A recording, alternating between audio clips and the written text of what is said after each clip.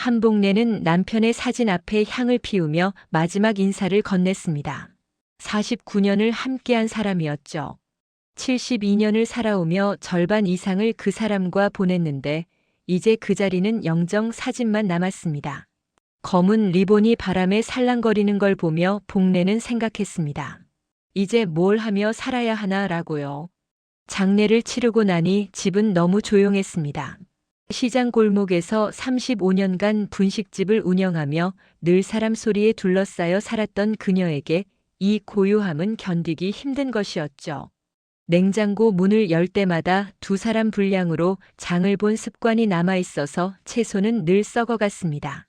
텔레비전을 켜도 소리가 귓가를 스치고 지나갈 뿐이었어요. 그렇게 한 달쯤 지났을 때 아들 강도윤이 전화를 걸어왔습니다. 어머니, 우리 집으로 들어오시는 게 어때요? 혼자 계시기 힘드시죠? 도윤의 목소리는 조심스러웠습니다. 복례는 잠시 망설였어요. 아들 집에 들어간다는 건 며느리와 한 지붕 아래 산다는 뜻이니까요. 최세영. 39살의 며느리는 교육 컨설팅 회사를 운영하는 능력 있는 여자였습니다.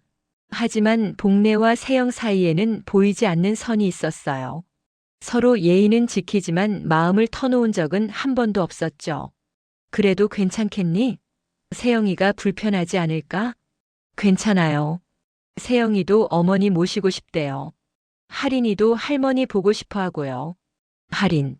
7살 손녀의 이름을 들으니 복례의 마음이 조금 움직였습니다. 그 아이만은 진심으로 자신을 좋아해 주니까요. 복례는 긴 한숨을 내쉬고는 대답했습니다.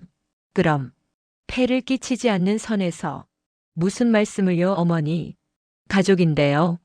전화를 끊고 나서도 복례의 마음은 편치 않았습니다. 가족.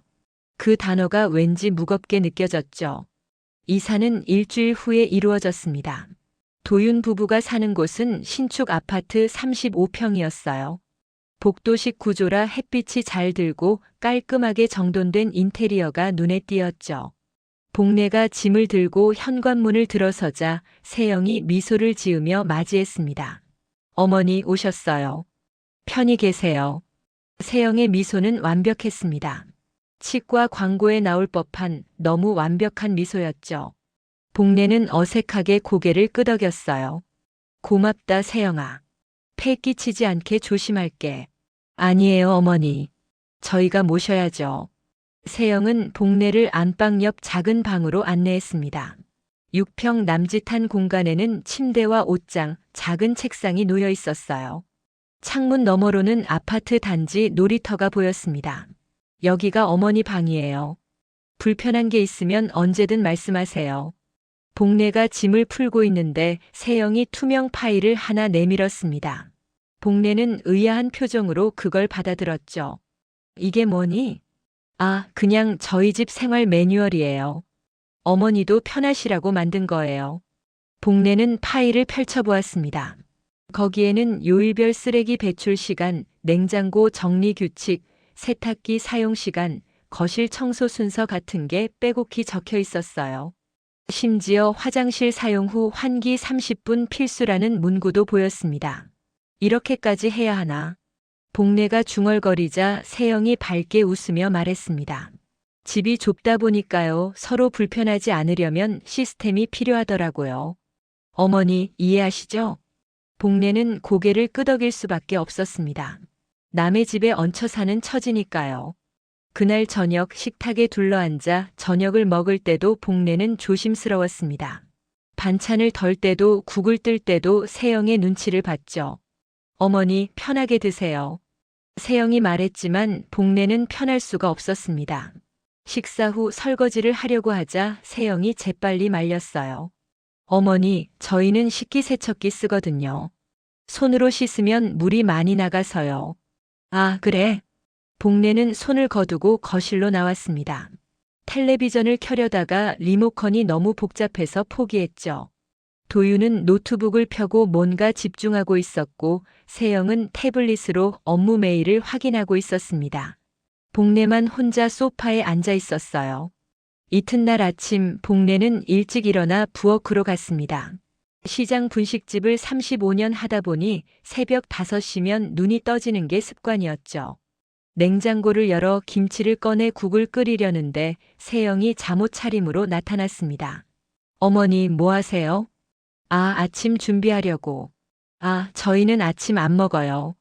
도윤이도 저도 아침은 건너뛰거든요. 다이어트 때문에요. 복례는 멈칫했습니다. 그럼 자기만 먹으란 얘긴가요? 할인이는 유치원 가기 전에 우유하고 시리얼 먹어요. 제가 챙겨줄게요. 복례는 냉장고 문을 다시 닫았습니다. 뭔가 잘못 짚고 들어온 것 같은 기분이 들었죠. 그날 오후 세영이 복례를 거실로 불렀습니다. 테이블 위에는 은행 카드 한 장이 놓여 있었어요. 어머니, 이거 드릴게요. 보조 카드예요. 보조 카드? 네, 어머니 쓰실 생활비 카드예요. 저희 가족 카드에 연결되어 있어서 필요한 거 있으면 편하게 쓰시면 돼요. 복례는 카드를 받아들었습니다. 처음 보는 것이었죠. 자기 명의 통장과 카드는 있었지만 이런 보조 카드는 생소했어요. 고맙긴 한데 내 돈이 있는데. 어머니, 요즘은 이렇게 하는 게 편해요. 그리고 어머니 통장은 따로 관리하시는 게 나아요. 혹시 모를 일 대비해서요. 세영의 말은 그럴듯했습니다. 복례는 고개를 끄덕였죠.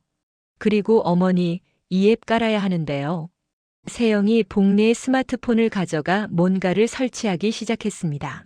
복례는 잘 알아듣지 못했지만 세영이 설명했죠. 가계부 앱이에요. 보조 카드 쓰시면 여기에 자동으로 기록돼요. 저희도 같이 보면서 관리하는 거죠. 투명하게요. 투명하게. 네, 가족끼리 돈 문제로 오해 생기면 안 되잖아요. 이렇게 하면 다 보이니까 깔끔하죠. 복례는 뭔가 이상했지만 거절할 명분이 없었습니다. 세영이 옳은 말을 하는 것 같았으니까요. 그리고 어머니, 하나만 더 할게요. 간단한 거예요. 세영이 서류 뭉치를 꺼냈습니다. 파란색 클립으로 묶여 있었고 라벨에는 재정관리 A라고 적혀 있었어요. 생활비 관련해서 간단히 계약서 쓰는 거예요. 형식적인 건데 어머니가 매달 얼마씩 생활비 내시는지 기록하는 용도예요. 세무 처리 때문에 필요해요. 세무 처리. 네, 도윤이가 사업 준비하잖아요. 스터디 카페요. 그거 하려면 가족 간 돈 거래도 다 투명하게 해야 해서요. 복례는 서류를 넘겨봤습니다. 어려운 한자와 법률 용어가 빼곡했어요. 72년을 살았지만 이런 문서는 남편이 다 처리했죠. 복례는 글자가 잘 보이지 않아 안경을 찾았습니다. 여기 사인하시면 돼요. 아니면 도장 찍으셔도 되고요. 세영이 친절하게 손가락으로 짚어주었습니다. 복례는 망설였어요. 뭔가 찜찜했지만 아들 사업에 도움이 된다는데 거절하기도 그랬죠. 도장으로 할게. 네, 좋아요.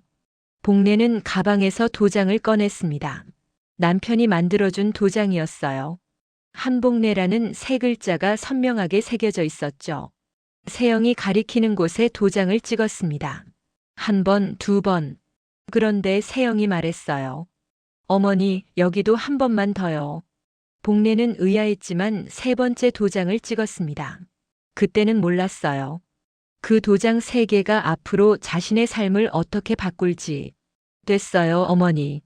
고맙습니다. 세영은 서류를 챙겨 들고 방으로 들어갔습니다. 복례는 멍하니 텔레비전을 켰죠. 뉴스에서는 부동산 가격 상승 얘기가 나오고 있었습니다. 며칠 후 할인이 유치원에서 소풍을 간다고 했습니다. 도시락을 싸가야 한다고요. 복례는 반가웠어요. 자기가 할 일이 생긴 거니까요. 할인아, 할머니가 김밥 싸줄까? 와, 좋아요. 할머니 김밥 맛있어요. 복례는 새벽부터 일어나 시장에 갔습니다. 신선한 야채를 골라 사서 정성껏 김밥을 말았어요. 당근, 시금치, 단무지, 햄. 35년간 손님들에게 내놓던 그 맛 그대로요. 김밥을 예쁘게 썰어서 도시락 통에 담았습니다. 아침에 할인이가 기뻐하며 도시락을 받아들었어요. 그런데 세영이 뚜껑을 열어보더니 얼굴을 찌푸렸습니다. 어머니, 이거 직접 만드신 거예요? 응, 새벽에 시장 가서. 어머니, 요즘은 위생 문제 때문에 집에서 만든 음식 안 가져가요. 학교에서도 권장하지 않아요. 복례는 당황했습니다. 자기가 뭘 잘못한 건가요? 그리고 할인아, 이거 냄새 안 나? 엄마가 가게 김밥 사줄게. 세영은 도시락통을 싱크대에 놓고 할인의 손을 잡고 나갔습니다. 복례는 그 자리에 서서 김밥을 바라봤어요. 자기가 정성껏 만든 김밥이 냄새 난다는 이유로 버려졌습니다. 그날 저녁 복례는 세영의 SNS를 우연히 보게 되었습니다. 도윤의 태블릿이 거실에 놓여 있었거든요. 화면에는 세영의 계정이 열려 있었죠. 오늘의 에피소드 웃음. 구시대 김밥의 향기 허허. 요즘 누가 이런 걸 싸가나요? 위생이 제일 중요한데 말이죠. 해시태그 세대 차이, 해시태그 며느리 의속마음. 복례는 화면을 끄고 소파에 앉았습니다. 가슴이 답답했어요. 조롱당하고 있다는 느낌. 자기가 한 일이 우스운 일이 되어버렸다는 서러움. 하지만 복례는 아무 말도 하지 않았습니다. 참는 게 습관이었으니까요. 밤이 깊어도 복례는 잠이 오지 않았습니다. 창밖으로 놀이터의 가로등 불빛이 보였어요. 복례는 생각했습니다. 여기가 정말 자기 자리인가 라고요. 복례가 아들 집에서 산 지 한 달이 지났습니다. 겉으로는 평화로웠지만 복례의 마음속에는 작은 균열들이 쌓여가고 있었죠. 매뉴얼대로 살아가는 일상, 조심스럽게 발을 디디는 매 순간, 그리고 보조카드 앱에 찍히는 자신의 소비 내역을 보는 불편함까지요. 어느 날 아침 복례는 가계부 앱을 열어봤습니다. 세영이 투명한 관리를 위해서라고 했던 그 앱이요. 화면을 넘기다가 복례는 이상한 걸 발견했습니다. 자신의 보조카드 사용 내역만 있는 게 아니라 자신의 개인 통장 잔액까지 표시되어 있었어요. 이게 무슨... 복례는 당황했습니다. 분명히 보조카드만 연결했는데 어떻게 자기 통장까지 보이는 건가요? 4,500만 원. 남편과 35년간 분식집을 하며 모은 돈이었죠. 노후 자금으로 아껴둔 돈인데 그게 앱에 그대로 드러나 있었습니다. 복례는 세영을 찾아갔습니다. 세영은 서재에서 노트북으로 일하고 있었어요. 세영아, 잠깐 물어볼 게 있는데. 네, 어머니. 뭐가 궁금하세요? 이 앱 말이야. 내 통장 잔액까지 왜 여기 나오는 거니? 세영은 화면을 보더니 태연하게 웃었습니다. 아, 그거요? 자동으로 연결되게 해놨어요. 가족 재정을 통합 관리하려면 전체 자산이 보여야 하거든요. 하지만 내 돈인데. 어머니, 걱정 마세요. 저희가 손 떼는 거 아니에요. 그냥 보기만 하는 거예요. 요즘 세상에는 이렇게 하는 게 안전해요. 혹시 어머니가 보이스피싱 같은 거 당하실 수도 있잖아요. 복례는 말문이 막혔습니다. 세영의 논리는 언제나 그럴듯했어요. 하지만 찝찝함은 지워지지 않았죠. 그래도 이건 좀 나한테 먼저 물어봐야 하는 거 아닌가? 어머니, 그럼 제가 연결 끊어드릴게요. 불편하시면요. 세영이 손을 내밀었습니다. 하지만 복례가 폰을 건네자 세영은 화면을 몇 번 터치하더니 고개를 저었어요. 어머니, 이거 끊으려면 은행 가셔야 할 것 같은데요. 본인 인증이 필요하대요. 그럼 내일 가볼게. 네, 그러세요. 근데 어머니, 그것보다 더 중요한 얘기가 있어요. 세영이 노트북 화면을 돌려 복례에게 보여줬습니다. 거기에는 화려한 파워포인트 자료가 열려 있었어요. 강도윤 가족 재정 플랜이라는 제목이 크게 박혀 있었죠. 뭐니 이게? 도윤이 스터디 카페 사업 계획이요. 어머니께 말씀드리려고 준비한 거예요. 복례는 화면을 들여다봤습니다. 그래프와 숫자들이 빼곡했어요. 세영이 설명을 시작했죠. 도윤이가 회사 구조 조정 당한 거 아시죠? 그래서 창업을 하려고요. 스터디 카페가 요즘 괜찮대요. 대학가 근처에 30평짜리 상가 알아봤는데 보증금이 8천만 원이에요. 8천만 원? 네, 그리고 인테리어랑 가구 드리는데 6천만 원 더 필요해요. 총 1억 4천만 원 정도요. 복례는 숨이 막혔습니다. 1억 4천만 원이라니. 자기가 평생 모은 돈의 3배가 넘는 금액이었어요. 그렇게 큰 돈을. 어머니 걱정 마세요. 대출 받을 거예요. 근데 대출 받으려면 담보가 필요하거든요. 세영이 다음 슬라이드로 넘어갔습니다. 거기에는 복내의 다가구 주택 사진이 떠 있었어요. 시장 근처에 있는 복내 단독 명의의 2층짜리 건물이었죠. 월세를 받아 생활비를 보태던 곳이었습니다. 어머니 집이요. 시세가 3억 5천만 원 정도 나오더라고요. 여기에 근저당 잡으면 대출 1억 정도는 나와요. 복내는 놀라서 세영을 쳐다봤습니다. 내 집을 담보로? 내 사업 성공하면 3년 안에 다 갚아요. 그리고 어머니한테도 수익 나눠드릴게요. 투자라고 생각하시면 돼요. 하지만 그때 도윤이 방에서 나왔습니다.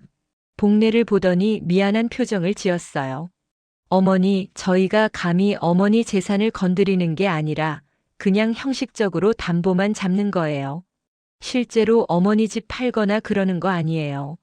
도윤아, 하지만 그건 어머니, 저 43살이에요. 이 나이에 백수 된 거 아세요? 재취업도 안 돼요. 이번이 마지막 기회예요. 도윤의 목소리에는 절박함이 묻어 있었습니다. 복내는 아들의 얼굴을 바라봤어요. 언제부턴가 주름이 깊어진 얼굴, 어깨가 축 처진 모습, 복내의 가슴이 먹먹해졌습니다. 알겠다. 생각 좀 해볼게. 어머니, 감사합니다. 천천히 생각하세요. 세영이 밝게 웃었습니다. 하지만 그날 밤 복내는 잠을 이룰 수 없었어요. 자기 집을 담보로 내놓는다는 게 아무리 아들을 위한 일이라지만 두려웠습니다. 며칠 뒤 복내는 우편함에서 등기우편을 발견했습니다. 법원 등기국에서 온 봉투였어요. 복내는 떨리는 손으로 봉투를 뜯었죠. 근저당권 설정 등기 예고 통지서. 복내는 눈을 의심했습니다. 근저당권? 자기는 아직 승낙도 안 했는데 벌써 등기가 진행된다고요? 통지서를 자세히 읽어보니 더 충격적인 내용이 있었습니다. 복내의 다가구 주택에 1억 2천만 원의 근저당이 설정되었다는 것. 그리고 채권자는 세영의 회사 명의였어요. 이게 무슨... 복내는 서류를 계속 넘겼습니다.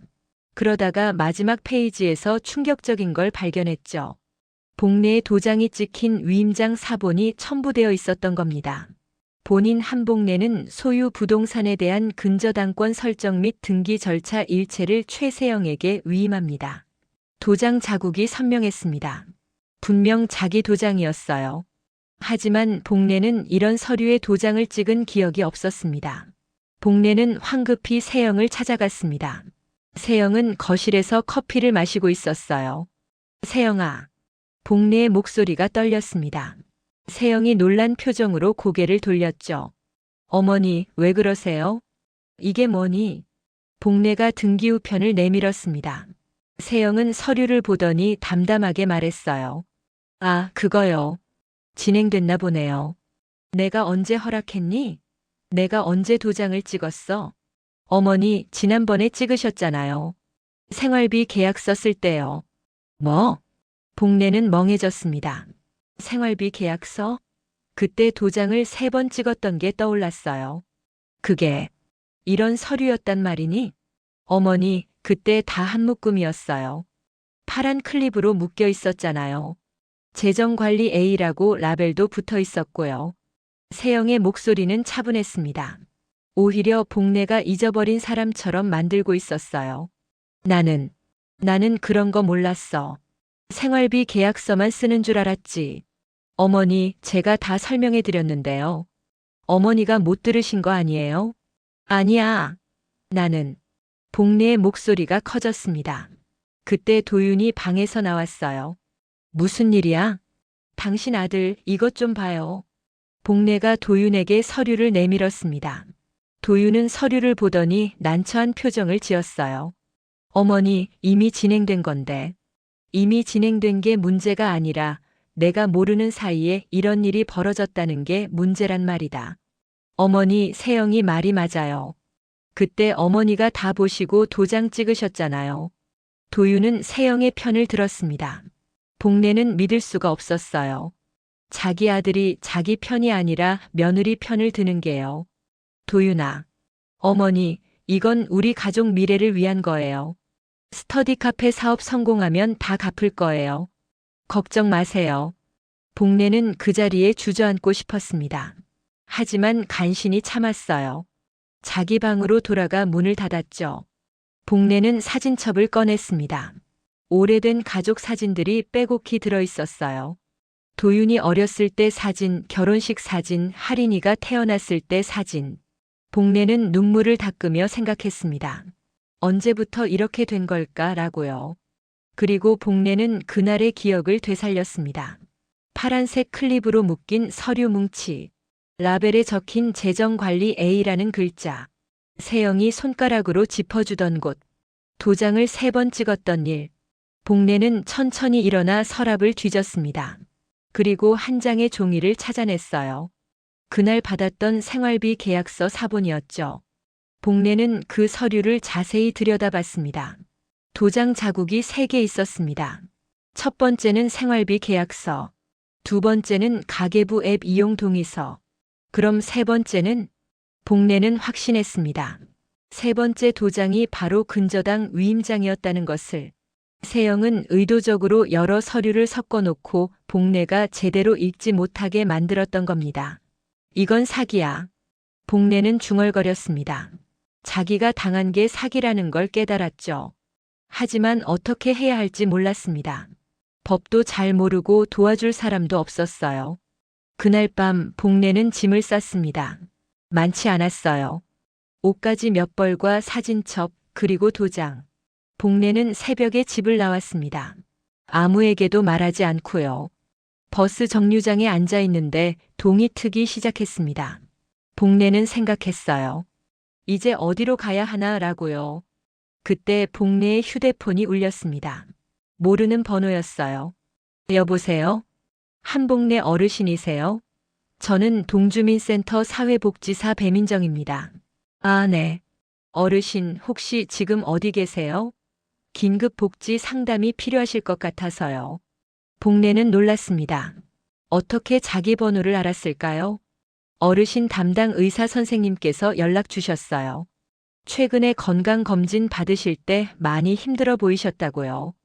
혹시 상담 한번 받아보시겠어요? 복례는 잠시 망설였습니다.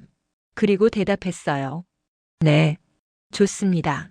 배민정은 복례를 동주민센터로 안내했습니다. 따뜻한 차를 내주며 조심스럽게 물었죠. 어르신 무슨 일 있으세요? 복례는 처음에는 말하기 싫었습니다. 창피했거든요. 하지만 배민정의 따뜻한 눈빛을 보자 그동안 쌓였던 게 터져 나왔어요. 보조카드 얘기, 생활비 계약서 얘기, 그리고 근저당 설정 얘기까지. 배민정은 복례의 손을 잡아주었습니다. 어르신, 이건 명백한 재산 침해예요. 도와드릴 수 있어요. 정말요? 네, 법률구조공단이랑 연결해 드릴게요. 변호사 상담 무료로 받으실 수 있어요. 복례는 처음으로 희망을 느꼈습니다. 자기 편이 생겼다는 안도감. 혼자가 아니라는 위안. 배민정은 복례를 여성안심 공유주택에 임시로 입주시켰습니다. 작은 방이었지만 깨끗했어요. 복례는 그날 밤 처음으로 편히 잠들었습니다. 이틀 후 복례는 법률구조공단 사무실을 찾아갔습니다. 젊은 변호사가 복례를 맞이했어요. 이름은 이한율. 28살의 인턴 변호사였죠. 어르신, 서류 좀 보여주세요. 복례는 준비해간 서류를 내밀었습니다. 한율은 꼼꼼히 읽더니 고개를 끄덕였어요. 이건 사문서 위조 가능성이 높아 보입니다. 그리고 동의서 위조도 해당될 수 있고요. 그럼 내가 이길 수 있나요?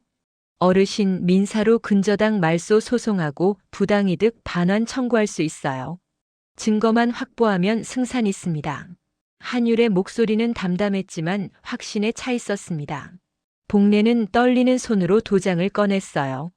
이번엔 내가 찍을 곳에만 찍겠습니다. 한율이 미소 지었습니다. 좋은 결심이세요, 어르신. 함께 싸워봅시다. 복례는 고개를 끄덕였습니다. 72년을 살며 처음으로 자기 권리를 위해 싸우기로 한 겁니다. 이한율은 복례에게 차근차근 설명했습니다. 앞으로 무엇을 해야 하는지, 어떤 증거가 필요한지를요. 복례는 메모지에 하나하나 적어 내려갔어요. 72년을 살며 처음으로 법이라는 걸 자기 편으로 만들어보는 경험이었습니다. 어르신, 먼저 인감증명 발급 이력을 확인해야 해요. 누가, 언제, 어디서 어르신 인감증명을 발급받았는지 추적하는 거죠. 그게 가능한가요? 네, 가능해요. 그리고 구청 민원실 CCTV도 확보할 수 있어요. 만약 어르신이 아닌 다른 사람이 대리 발급받았다면 그게 증거가 됩니다. 한율은 노트북을 열어 복례에게 화면을 보여줬습니다. 거기에는 근저당 설정에 필요한 서류 목록이 적혀 있었어요. 인감증명, 위임장, 등기권리증, 신분증 사본. 모두 복례의 동의 없이 만들어진 것들이었죠. 그리고 어르신 보조카드 결제 내역도 확보해야 해요. 혹시 어르신이 사용하지 않은 금액이 있다면 그것도 증거가 됩니다.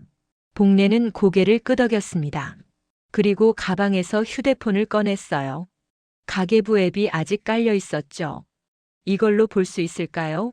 한율이 휴대폰을 받아 앱을 열었습니다. 화면을 스크롤하며 내역을 확인하던 한율의 표정이 굳어졌어요. 어르신, 이거 어르신이 쓰신 게 맞아요? 화면에는 수많은 결제 내역이 찍혀 있었습니다.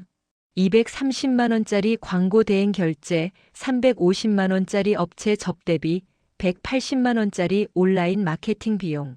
모두 세영의 회사와 관련된 지출이었어요. 아니요, 나는 그런 거 쓴 적 없어요. 나는 그냥 장 보고 약국 가고 그 정도만 썼는데. 어르신, 이거 총액이 얼마인지 아세요? 한율이 계산기를 두드렸습니다. 그리고 숫자를 보여줬죠. 2,800만 원이에요. 석 달 동안요. 복례는 눈앞이 캄캄해졌습니다. 2,800만 원. 자기가 평생 모은 돈의 절반이 넘는 금액이었어요. 그것도 자기가 모르는 사이에 빠져나간 겁니다. 이건 도둑질이잖아요. 맞아요, 어르신. 이건 명백한 부당이득이에요. 횡령죄로도 고소할 수 있어요. 한율은 복례의 손을 잡아주었습니다. 복례의 손은 차갑게 떨리고 있었죠. 어르신 괜찮으세요? 물 좀 드릴까요? 아니, 괜찮아요. 그냥 믿을 수가 없어서요. 복례는 눈물을 닦았습니다. 며느리를 믿었던 자신이 바보 같았어요. 아들을 믿었던 자신이 한심했고요. 하지만 이제 울고만 있을 수는 없었습니다. 변호사님, 이거 다 돌려받을 수 있나요? 노력해 볼게요, 어르신. 일단 증거부터 차근차근 모아봅시다. 한율은 그날부터 본격적으로 움직였습니다. 구청에 인감증명 발급 이력 조회를 신청했고 CCTV 영상 제공을 요청했어요. 은행에는 보조카드 전체 거래 내역을 공식적으로 요구했죠. 일주일 후 첫 번째 증거가 도착했습니다. 인감증명 발급 이력이었어요. 복례는 한율과 함께 서류를 확인했습니다. 여기 보세요, 어르신. 지난 3월 15일 구청 민원실에서 인감증명 3통이 발급됐어요. 3월 15일, 복례는 달력을 떠올렸습니다. 그날은 자기가 병원에 갔던 날이었어요. 도윤이 모시고 간다고 해서 하루 종일 밖에 있었죠. 나는 그날 병원에 있었어요. 구청에 간 적 없어요. 그럼 누가 대리로 발급받은 거예요? 인감카드는 어르신이 가지고 계셨나요? 복례는 고개를 저었습니다. 그때는 세영이가 보관한다고 해서 맡겼어요. 분실하면 안 되니까 안전하게 보관한다고. 한율은 고개를 끄덕였습니다. 그리고 다음 서류를 꺼냈어요. 그럼 이제 CCTV 영상을 확인해야겠네요. 구청에서 제공해 준 거예요. 한율이 노트북에서 영상을 재생했습니다. 화면에는 구청 민원실 창구가 보였어요. 날짜와 시간이 화면 구석에 찍혀 있었죠. 3월 15일 오전 11시 23분. 그리고 화면에 나타난 사람은 최세영이었습니다. 복례는 숨이 멎는 것 같았어요. 세영이 창구 직원에게 뭔가를 건네고 서류를 받아가는 장면이 선명하게 찍혀 있었죠. 이게 증거가 되나요? 충분해요, 어르신. 본인이 아닌 사람이 인감증명을 대리 발급받았다는 명백한 증거예요. 게다가 어르신한테 위임받지도 않았고요. 한율은 영상을 멈추고 화면을 캡처했습니다. 그리고 복례를 바라봤어요. 어르신, 이제 본격적으로 소송 준비를 해야 해요. 각오되셨죠? 복례는 고개를 끄덕였습니다. 떨리는 마음이었지만 물러설 수 없었어요. 네, 하겠습니다. 그날 밤 복례는 공유주택 방에서 창밖을 바라봤습니다. 멀리 아들 집이 있는 아파트 단지가 보였어요. 복례는 할인이가 생각났습니다. 7살짜리 손녀. 할머니를 찾고 있을까요? 복례는 휴대폰을 꺼냈습니다. 도윤에게서 온 문자가 10여 개 쌓여 있었어요. 어머니, 어디 계세요? 연락 좀 주세요. 걱정돼요. 할인이가 할머니 찾아요. 하지만 복례는 답장하지 않았습니다. 지금은 아직 때가 아니었어요. 이튿날 한율은 복례에게 더 많은 증거를 보여줬습니다. 보조카드 전체 거래 내역이었죠. 은행에서 제공한 공식 문서였어요. 어르신, 이거 보세요. 결제 내역을 분류해 봤어요. 한율이 만든 표를 보여줬습니다. 거기에는 복례가 사용한 금액과 세영이 사용한 금액이 구분되어 있었어요. 어르신이 실제로 사용하신 건 420만 원이에요.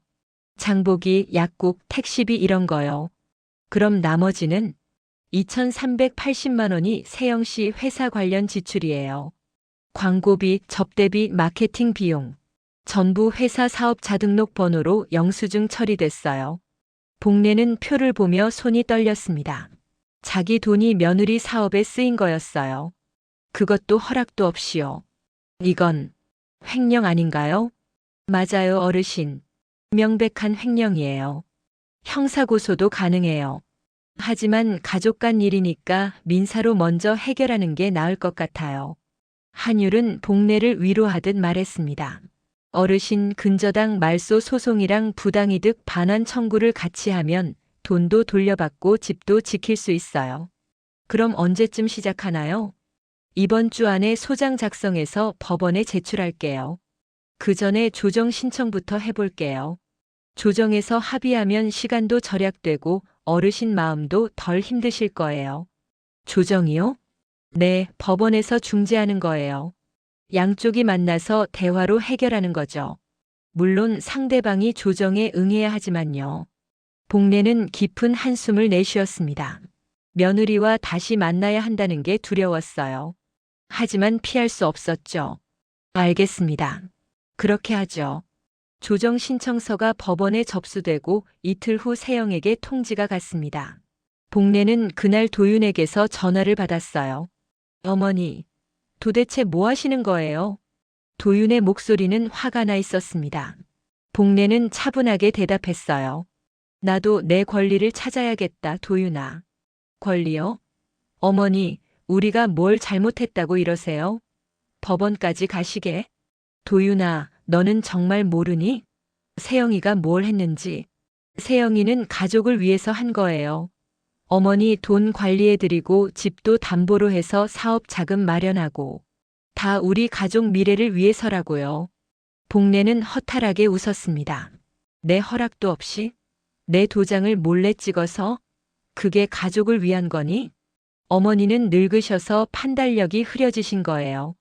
저희가 알아서 해드리는 게 당연하잖아요. 그 말에 복례는 화가 치밀었습니다. 늙었다고 바보 취급하지 마라. 나도 내 이름으로 72년을 살아왔어. 내 재산은 내가 지킨다. 어머니 제발. 조정 기일에 나오너라. 법대로 하자. 복례는 전화를 끊었습니다. 손이 떨렸지만 후회는 없었어요. 조정 기일이 잡혔습니다. 2주 후 법원 조정실에서 만나기로 한 거죠. 복례는 그날을 위해 준비했습니다. 한율과 함께 증거를 정리하고 예상 질문에 대한 답변도 연습했어요. 어르신, 긴장하지 마세요. 저도 옆에 있을게요. 고맙습니다, 변호사님.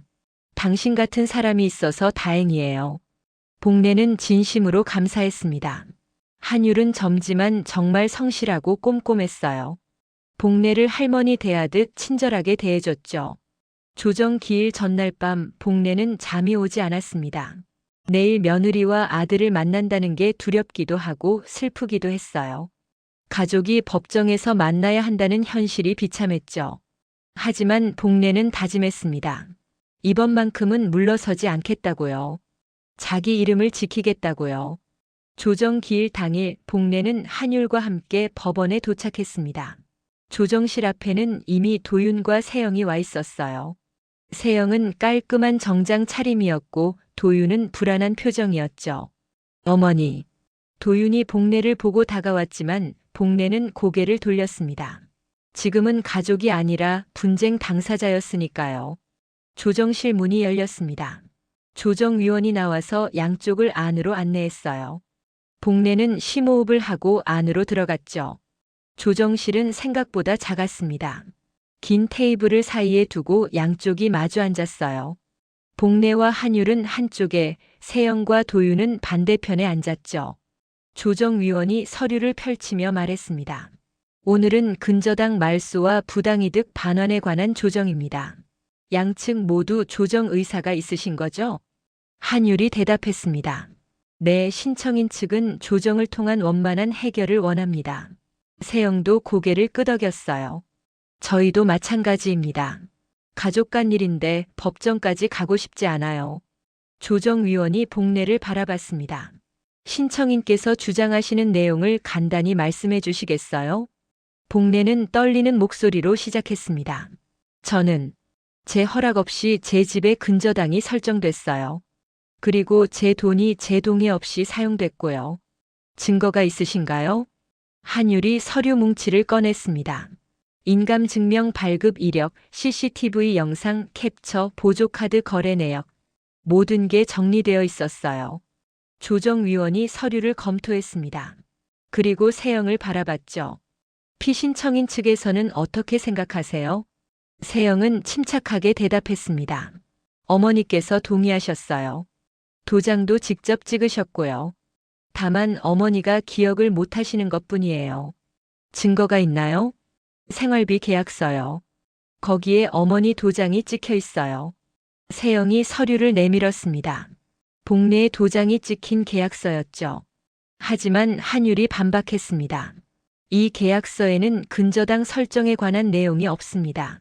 단순 생활비 계약일 뿐이죠. 하지만 어머니가 도장을 3번 찍으셨어요. 3번째가 위임장이었고요.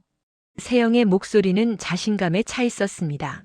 하지만 한율이 CCTV 영상을 꺼냈어요. 그렇다면 왜 피신청인이 신청인 몰래 인감증명을 대리 발급받았습니까? 신청인은 그날 병원에 있었어요. 인감카드도 피신청인이 보관하고 있었고요. 영상이 재생됐습니다. 세영이 구청 민원실에서 인감증명을 받는 장면이 나왔죠. 조정위원의 표정이 굳어졌어요. 이건 설명이 필요하겠는데요. 세영의 얼굴이 창백해졌습니다. 도윤이 당황한 표정으로 세영을 바라봤어요. 세영아, 이게 뭐야? 나는 그냥 효율적으로 처리하려고. 효율적으로요? 복례가 입을 열었습니다. 목소리는 떨렸지만 단호했어요. 효율은 좋아요. 하지만 사람 위에 얹어놓으면 칼이 돼요. 당신은 그 칼로 나를 찔렀어. 조정실의 침묵이 흘렀습니다. 세영은 아무 말도 하지 못했죠. 조정위원이 말했습니다. 양측이 합의할 의사가 있으신가요? 한율이 조건을 제시했습니다. 근저당 즉시 말소, 부당이득 2,380만 원 전액 반환, 그리고 공식 사과문. 이 3가지가 충족되면 조정에 응하겠습니다. 세영이 고개를 저었습니다. 돈은 이미 사업에 썼어요. 당장 돌려드릴 수 없어요. 그럼 분할 상환이라도 하셔야죠. 그것도 지금은 어려워요. 복례가 자리에서 일어났습니다. 그럼 법정에서 봅시다. 더 이상 대화할 게 없네요. 어머니. 도윤이 복례를 붙잡았습니다. 하지만 복례는 아들의 손을 뿌리쳤어요. 도윤아, 너는 끝까지 내 아내 편만 들 거니? 어머니, 가족끼리 이러면 안 돼요. 체면을 생각하세요. 복례는 아들을 똑바로 쳐다봤습니다. 체면보다 내 이름이 먼저다. 그 말을 남기고 복례는 조정실을 나왔습니다. 한율이 뒤따라왔죠. 복도에 나온 복례는 벽에 기대 숨을 고르고 있었습니다. 한율이 물을 건네줬어요. 어르신 잘하셨어요. 정말요? 네, 당당하셨어요. 이제 본소송 준비하면 돼요. 증거가 충분하니까 이길 수 있어요.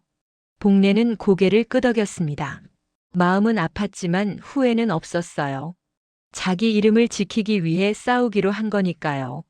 조정이 결렬되고 한 달이 지났습니다. 그동안 한율은 본소송 준비에 박차를 가했어요. 소장을 작성하고 증거를 보강하고 법원에 제출할 서류를 빈틈없이 정리했죠. 복례는 그 과정을 지켜보며 조금씩 배워갔습니다.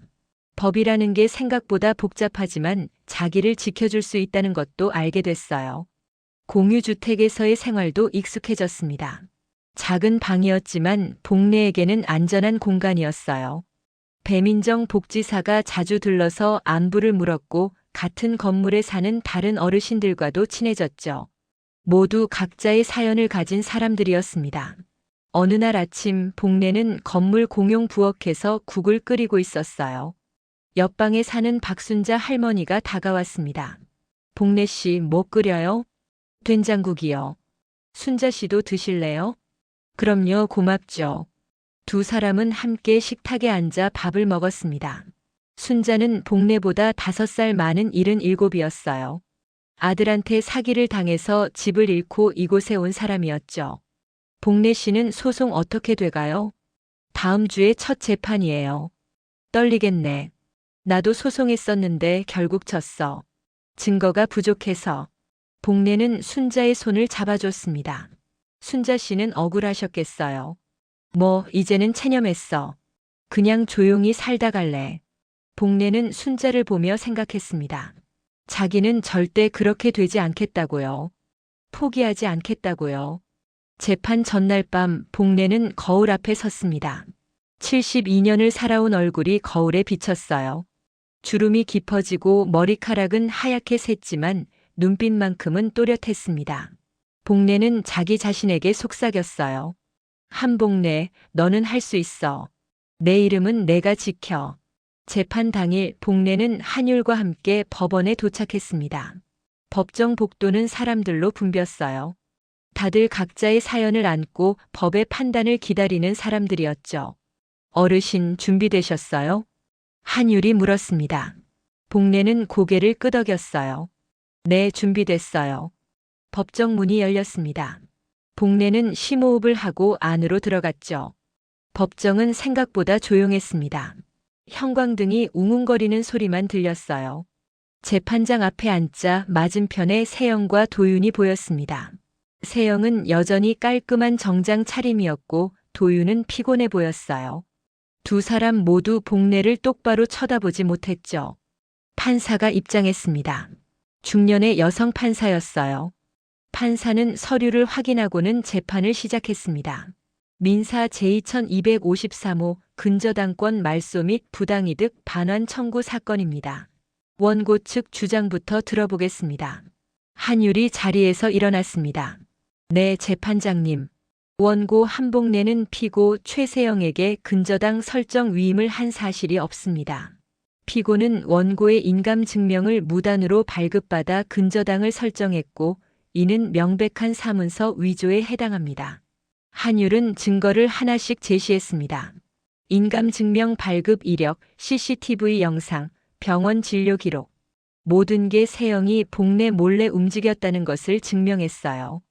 그리고 피고는 원고 명의의 보조카드를 이용해 총 2,380만 원을 자신의 사업에 무단으로 사용했습니다. 이는 부당이득에 해당합니다. 판사가 서류를 넘기며 물었습니다. 피고 측 변호인 반론 있습니까? 세영의 변호사가 일어났습니다.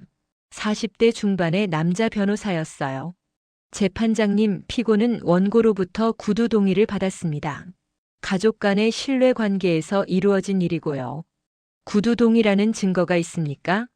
원고가 생활비 계약서에 도장을 찍을 때 함께 근저당 관련 서류도 설명했습니다. 원고가 기억하지 못할 뿐이죠. 한율이 반박했습니다. 재판장님, 생활비 계약서 어디에도 근저당 설정에 관한 언급이 없습니다. 그리고 피고가 원고 몰래 인감 증명을 발급받은 것은 CCTV로 명백히 드러납니다. 이는 원고의 동의가 없었다는 결정적 증거입니다. 판사는 CCTV 영상을 확인했습니다. 화면에는 세영이 혼자 구청 민원실에 있는 모습이 선명했어요. 피고 최세영, 직접 답변하시겠습니까? 세영이 자리에서 일어났습니다. 처음으로 당황한 표정이 보였어요. 저는 시어머님을 위해서 한 일이에요. 효율적으로 처리하려고. 원고의 동의를 받았습니까?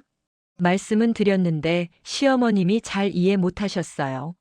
그래서 제가 알아서 했다는 게 원고 몰래 했다는 뜻입니까? 세영은 대답하지 못했습니다.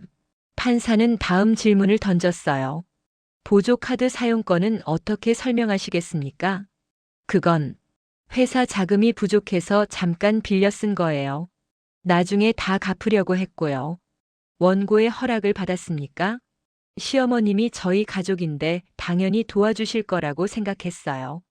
판사의 표정이 굳어졌습니다. 가족이라는 이유로 타인의 재산을 무단으로 사용해도 된다고 생각하십니까?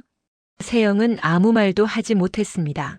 판사는 한숨을 쉬며 서류를 덮었어요. 다음 기일은 3주 후로 지정하겠습니다. 피고 측은 그때까지 제대로 된 반증을 준비하십시오. 판사가 자리에서 일어났고 재판이 끝났습니다. 복례는 법정을 나서며 안도의 한숨을 내쉬었습니다.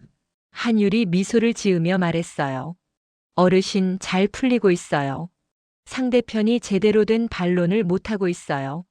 정말요? 네, 이대로 가면 이길 수 있어요.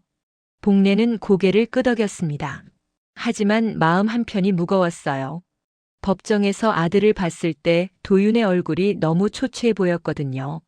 법정 밖 복도에서 도윤이 기다리고 있었습니다. 세영은 먼저 나간 모양이었어요. 도윤은 복례를 보자 다가왔습니다. 어머니. 복례는 걸음을 멈췄습니다. 아들과 마주 선 거죠.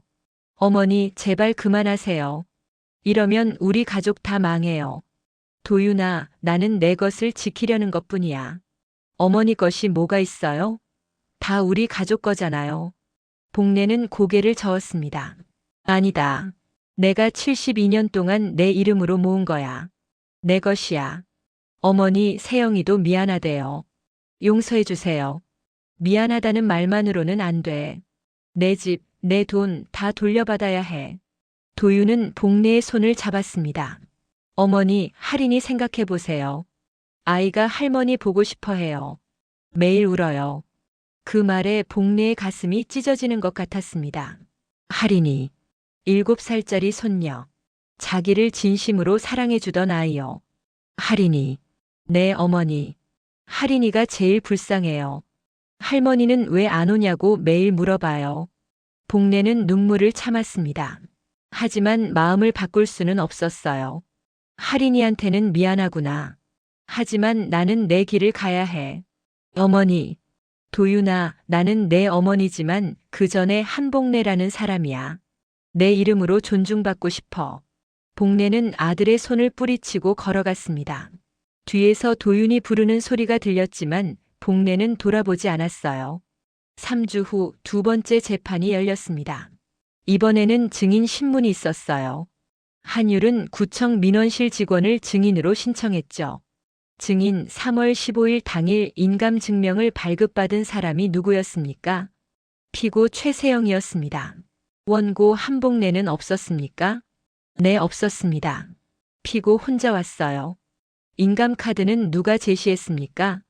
피고가 가지고 왔습니다. 본인 확인은 어떻게 했습니까? 피고의 신분증으로 했습니다. 대리 발급이라고 했거든요. 위임장은 제출했습니까? 증인이 고개를 저었습니다. 아니요, 위임장 없이 발급했습니다. 그게 규정 위반이었는데 제가 실수했습니다. 판사가 눈살을 찌푸렸습니다. 위임장 없이 인감 증명을 발급했다는 겁니까? 네, 죄송합니다. 당시에 바빠서. 판사는 한숨을 쉬며 고개를 저었어요. 그리고 세영의 변호사를 바라봤습니다. 피고 측 더할 말 있습니까? 세영의 변호사는 아무 말도 하지 못했습니다. 증거가 너무 명백했거든요. 판사는 서류를 정리하며 말했습니다. 판결은 2주 후에 선고하겠습니다. 재판이 끝나고 복례는 법원 계단에 앉아 있었습니다. 한율이 옆에 앉았어요. 어르신 거의 다 왔어요. 조금만 더 힘내세요. 변호사님, 내가 너무 냉정한 걸까요? 아니에요, 어르신. 어르신은 당연한 권리를 찾는 거예요. 복례는 하늘을 바라봤습니다. 구름이 천천히 흘러가고 있었어요. 나도 가족이 그리워요. 할인이도 보고 싶고. 하지만 어르신 자신을 먼저 지켜야 하는 거죠. 맞아요. 나를 먼저 지켜야 해요. 2주 후 판결 선고일이 왔습니다. 복례는 긴장한 마음으로 법정에 섰어요. 판사가 판결문을 읽기 시작했습니다. 피고 최세영은 원고 한복례의 동의 없이 인감증명을 발급받아 근저당권을 설정했으며 이는 명백한 권리 침해에 해당한다. 따라서 근저당권 설정 등기는 말소한다. 복례는 가슴이 뛰는 걸 느꼈습니다. 또한 피고는 원고명의 보조카드를 무단으로 사용하여 2,380만 원을 자신의 사업에 지출했으며 이는 부당이득에 해당한다. 피고는 원고에게 2,380만 원과 지연 이자를 지급하라. 판사는 판결문을 덮으며 마지막 말을 했습니다. 가족이라는 이유로 타인의 재산을 함부로 사용해서는 안 된다. 효도는 희생이 아니라 존중이어야 한다. 이상 판결을 마친다. 쾅 하고 판사의 망치 소리가 울렸습니다. 복례는 그 소리를 들으며 눈물을 흘렸어요. 승리의 눈물이 아니라 해방의 눈물이었죠. 법정을 나서는데 세영이 복도에서 기다리고 있었습니다. 도유는 없었어요. 세영은 복례를 보자 고개를 숙였습니다. 어머님, 죄송합니다. 복례는 세영을 바라봤습니다. 세영의 눈에는 눈물이 고여 있었어요. 진심으로 죄송해요. 제가 너무 욕심을 부렸어요. 세영 씨. 네, 어머님. 당신은 유능한 사람이에요. 하지만 사람을 도구로 보면 안 돼요. 세영은 고개를 끄덕였습니다. 알겠습니다. 정말 죄송합니다. 복례는 세영의 어깨를 가볍게 두드렸습니다. 할인이 잘 키워요. 그 아이만큼은 제대로 키우세요. 네, 어머님. 그리고 돈은 5년 안에 다 갚을게요. 꼭요. 복례는 고개를 끄덕이고 걸어갔습니다. 뒤돌아보지 않았어요. 판결 후 한 달이 지났습니다. 복례는 공유주택에서 나와 작은 원룸을 얻었어요. 15평짜리 원룸이었지만 미니 주방이 딸려 있었죠. 복례에게는 충분한 공간이었습니다. 복례는 새 삶을 시작했습니다. 동네 작은 도서관에서 급식 봉사를 시작했어요. 일주일에 3번 아이들에게 식사를 준비해주는 일이었죠. 아이들은 복례가 만든 음식을 맛있게 먹었습니다. 할머니, 이 김밥 진짜 맛있어요. 한 아이가 말했습니다. 복례는 미소를 지었어요. 자기가 만든 음식이 구시대 김밥이 아니라 맛있는 김밥으로 불린다는 게 기뻤죠. 또한 복례는 주1회 노인 요리학교 강사로도 활동하기 시작했습니다. 평생 분식집을 운영한 경험을 나누는 거였어요. 같은 나이대의 어르신들이 복례의 수업을 좋아했죠. 복례 선생님, 떡볶이 소스 비법 좀 알려주세요. 허허, 비법은 없어요. 그냥 정성이죠. 복례는 웃으며 대답했습니다. 자기가 누군가에게 필요한 사람이라는 게 행복했어요. 어느 날 저녁 복례는 원룸 벽에 종이 한 장을 붙였습니다. 거기에는 도장 자국이 하나 찍혀 있었어요. 그리고 옆에 글씨를 썼죠. 내 이름 내가 지킨다. 복례는 그 글씨를 보며 미소를 지었습니다. 72년을 살며 처음으로 자기 자신을 위해 산다는 게 어떤 건지 알게 됐어요. 배민정 복지사가 가끔 찾아왔습니다. 안부를 물으러요. 어르신, 요즘 어떠세요? 좋아요. 정말 좋아요. 아들분이랑은 연락하세요? 복례는 고개를 저었습니다. 아니요. 아직은 때가 아닌 것 같아요. 할인이는요? 그 이름을 들으니 복례의 가슴이 아팠습니다. 하지만 참았어요. 할인이는 나중에 크면 이해해주겠죠. 할머니가 왜 이래야 했는지. 배민정은 복례의 손을 잡아줬습니다. 어르신 잘하고 계세요. 정말로요. 복례는 고개를 끄덕였습니다. 어느 봄날 오후 복례는 작은 도서관에서 봉사를 마치고 집으로 돌아가고 있었습니다. 골목을 걷는데 앞에서 익숙한 모습이 보였어요. 할인이었습니다. 복례는 멈춰 섰습니다. 할인이는 복례를 보자 뛰어왔어요. 할머니. 복례는 무릎을 꿇고 할인이를 안아줬습니다. 손녀의 작은 몸이 품에 안겼죠. 할인아. 할머니 보고 싶었어요. 복례는 눈물을 참았습니다. 뒤에서 도윤이 걸어왔어요. 도윤은 복례를 보며 조심스럽게 인사했습니다. 어머니. 도윤아. 어머니 용서해 주세요. 제가 잘못했어요. 도윤의 목소리는 떨리고 있었습니다. 복례는 아들을 바라봤어요. 도윤아, 나는 너를 용서 안 한 게 아니야. 그냥 시간이 필요했던 거야. 어머니, 이제 알았어요. 어머니도 당신 인생이 있다는 걸. 제가 어머니를 도구처럼 대했던 거 알아요. 복례는 아들의 어깨를 두드렸습니다. 너도 힘들었겠구나. 어머니, 저희 집으로 다시 안 오실 거죠? 복례는 고개를 끄덕였습니다. 응, 나는 이제 내 집에서 살 거야. 혼자서. 알겠어요. 그래도 가끔 연락해도 될까요? 할인이가 할머니 보고 싶어 해서요. 복례는 할인이를 내려다봤습니다. 아이는 복례의 손을 꼭 잡고 있었어요.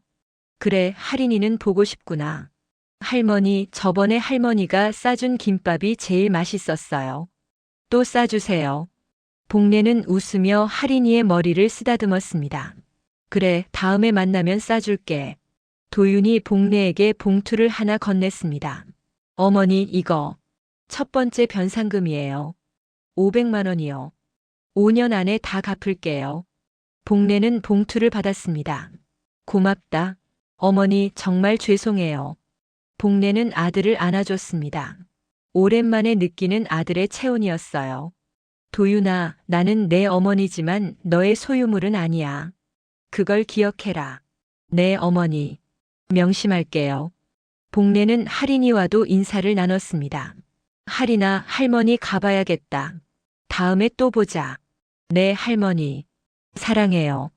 복례는 손녀를 한 번 더 안아주고 걸어갔습니다. 뒤돌아보니 도윤과 할인이가 손을 흔들고 있었어요. 복례도 손을 흔들어줬죠. 집으로 돌아오는 길 복례는 생각했습니다.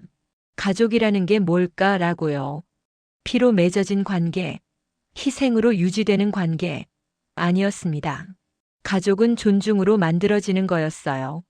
원룸에 도착해서 복례는 미니 주방에 섰습니다. 저녁을 만들기 위해서요. 복례는 냉장고를 열고 재료를 꺼냈어요. 혼자 먹을 분량만큼만요. 프라이팬이 지글거리는 소리가 났습니다. 창밖으로는 봄바람이 불어왔어요. 복례는 요리를 하며 독백했습니다. 이제는 누군가의 어머니가 아니라 한복례로 산다. 그 말을 하는 복례의 얼굴에는 미소가 번졌습니다. 72년을 살며 처음으로 자기 자신으로 사는 기쁨을 느끼는 거였죠. 벽에 붙은 종이가 눈에 들어왔습니다. 내 이름 내가 지킨다. 복례는 그 글씨를 보며 고개를 끄덕였어요. 밤이 깊었습니다. 복례는 작은 침대에 누워 천장을 바라봤어요. 내일은 작은 도서관에서 아이들에게 음식을 만들어 줄 거고 모레는 노인 요리 학교에서 강의를 할 예정이었죠. 복례의 인생에는 이제 새로운 일과가 생겼습니다. 누군가를 위한 희생이 아니라 자기가 원하는 삶을 사는 일과요. 복례는 눈을 감았습니다. 그리고 속삭였어요. 내 인생의 새벽은 지금이다. 그날 밤 복례는 평화롭게 잠들었습니다. 72년 동안 가장 편안한 잠이었죠.